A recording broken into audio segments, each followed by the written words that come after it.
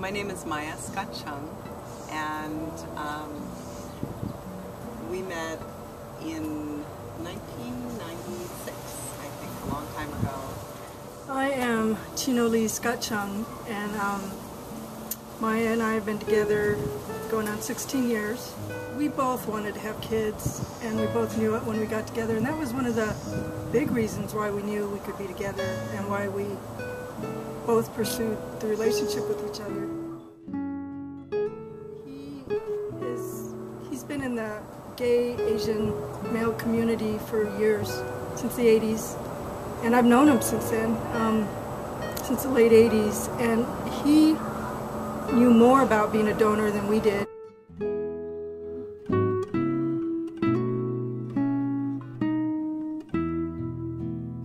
And just remembering this, sweet little being coming out of my body and then, coming onto my chest and nursing for the first time. It's something I can never talk about it without crying. It was beautiful. We always thought that we would have a larger family, so it took us a while to get to the point of being ready for another child. When we were finally ready to start again, Daniel was still our donor and was really intimately involved in Luna's life. It was a few years later when we decided to start to try again, and we did what we did before initially.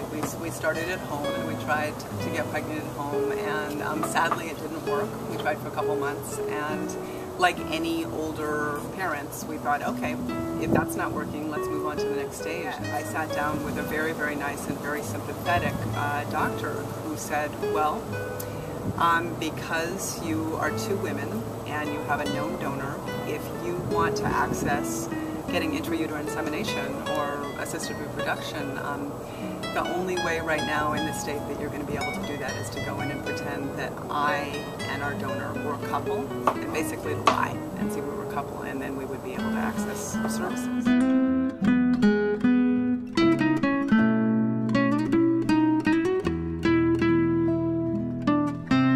Talked about it, and we thought, can we go in and lie about who we are? And we're a family that really loves each other and also believes very deeply in truth and honesty and integrity.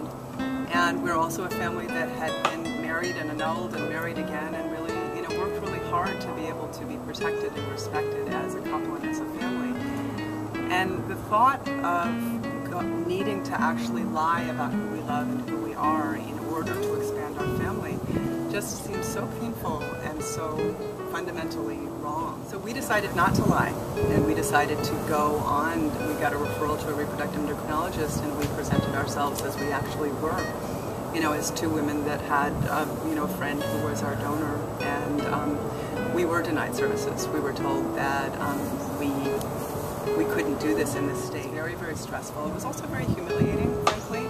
After months and months and months of sitting in the same waiting rooms with really lovely heterosexual couples that were really experiencing the same challenges we were, I didn't understand and they didn't understand when we were taking the same risks that they were with, trying to get pregnant at home or trying to get pregnant, with our known donor.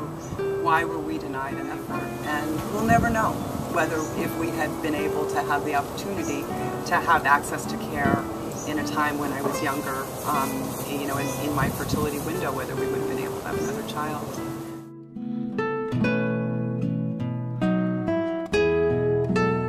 We're very honored and excited to be able to support AB 2356. I think it's a wonderful moment where health providers and community organizations and families that are impacted by this have an opportunity to open the door to loving, caring families that want to have children right now. And I'm really encouraged that there is so much support out in the community for this to happen. And if our story and our experience can help to shift the landscape and open the door for people that want to have children to be able to do that, then it's all been worth it.